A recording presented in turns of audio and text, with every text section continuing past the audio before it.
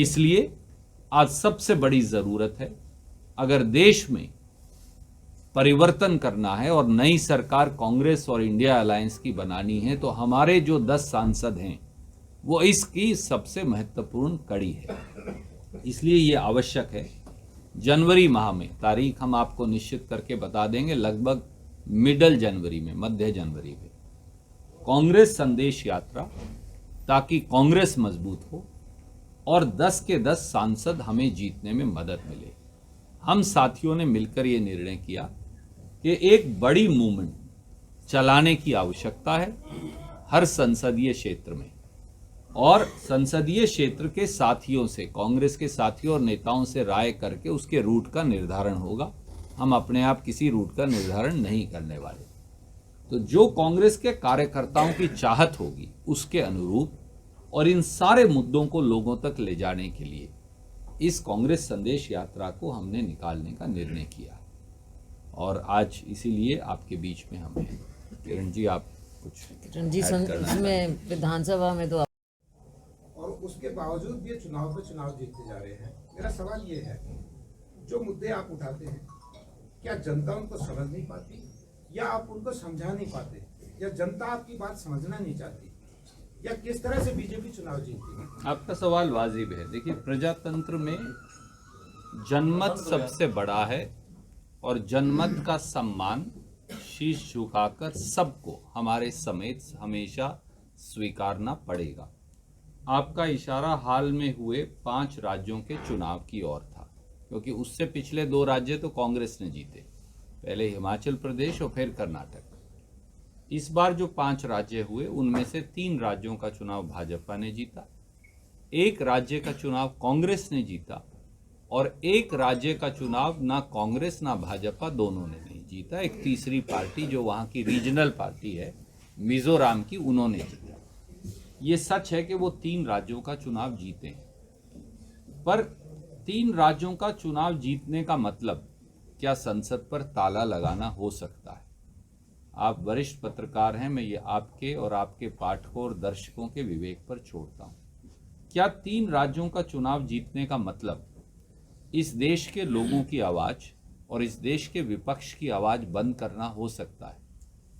क्या 3 राज्यों के चुनाव जीतने का मतलब अब बेरोजगारी पर, महंगाई पर, आर्थिक भेदभाव पर, डूबती अर्थव्यवस्था पर, किसान और गरीब से भेद के साथ अत्याचार पर, महिलाओं से अनाचार पर कोई सवाल उठा ना पाए?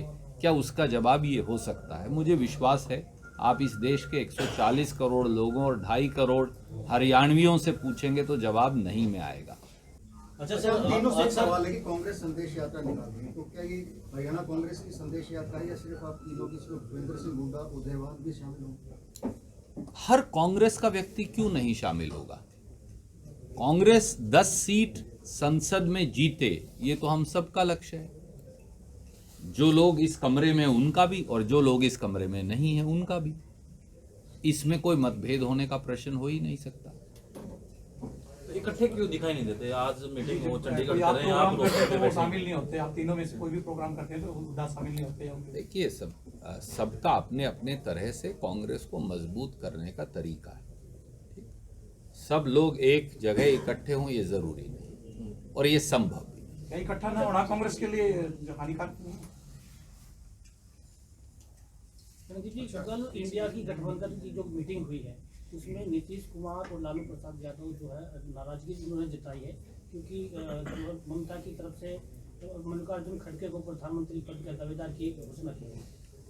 देखिए, मैं तो उस मीटिंग का हिस्सा था नहीं, क्योंकि कांग्रेस की तरफ से खड़गे साहब, राहुल गांधी जी और हमारे जो संगठन महासचिव हैं वेणुगोपाल जी, हर पार्टी के 3-3, 4-4 नुमाइंदे इस प्रकार से शामिल होते हैं।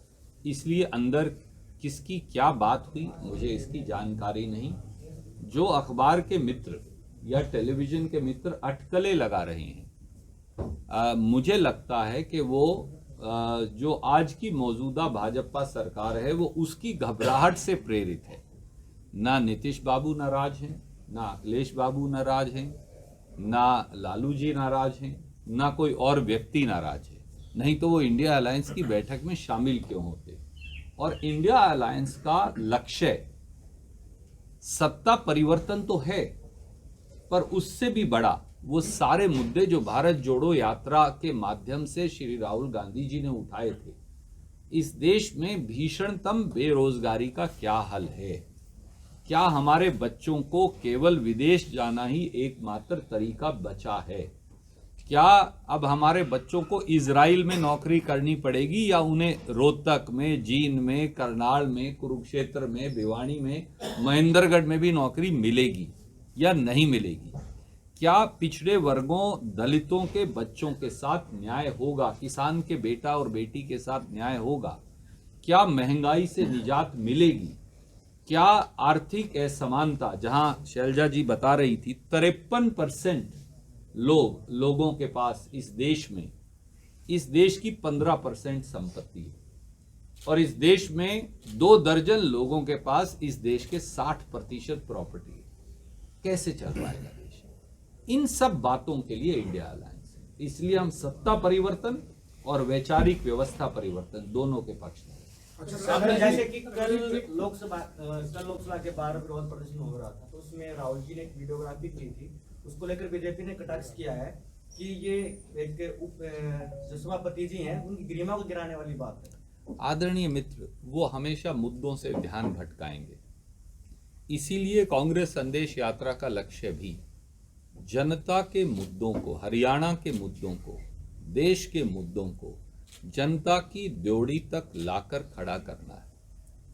आप याद करिए, देश के प्रधानमंत्री एक हमारे वरिष्ठ सांसद जो हैं शशि थरूर जी, उनकी धर्म पत्नी के बारे में बोलते हैं 50 करोड़ की गर्लफ्रेंड। दुर्भाग्य से मीडिया के मित्र सवाल नहीं पूछते।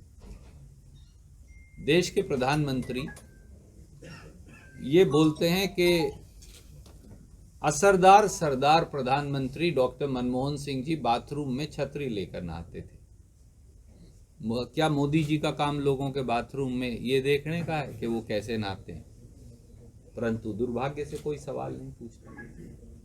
इस तरह की अनर्गल बातें करना, और क्योंकि वो सेंसेशनल हैं, अखबार में छप जाती हैं, टेलीविजन पे दिखती हैं, चलती हैं, और कोई ये सवाल क्यों नहीं पूछता?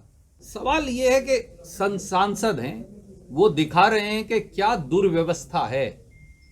141 सांसद क्या 75 साल में कभी सस्पेंड किए? अगर दुर्व्यवस्था के आलम को हम उजागर नहीं करेंगे, अगर तानाशाही को उजागर नहीं किया जाएगा, अगर संविधान की हत्या करने के प्रयास को उजागर नहीं किया जाएगा, तो फिर ना एमएलए बनाने की जरूरत, ना एमपी बनाने की जरूरत, ना आपके अखबार की जरूरत, ना आपके टेलीविजन चैनल की जरूरत। एक आदमी है, मैं एक बार बोलते हुए कहा भी था, भाई घर की भाई काका लिखड़िया, तुम्हारा तो ये कानून है। तो मतलब इकट्ठे चुनाव होंगे तो तैयारी कैसी है? और आप दोनों से सवाल है मैडम, आपसे भी, तो विधानसभा का चुनाव आप लड़ेंगे आप दोनों? देखिए, कांग्रेस पार्टी निर्णय करेगी। कोई व्यक्ति इतना बड़ा नहीं कि वो कांग्रेस से बड़ा हो जाए। कांग्रेस माँ है, कांग्रेस वट वृक्ष है, उसमें किसकी क्या भूमिका होगी इसका निर्णय भारतीय राष्ट्रीय कांग्रेस, मल्लिकार्जुन खड़गे साहब, राहुल गांधी जी, श्रीमती सोनिया गांधी जी, हमारा नेतृत्व इस बात का फैसला करेगा। किसी व्यक्ति को यह अधिकार नहीं कि वो कहे मैं अमुक चीज करूंगा।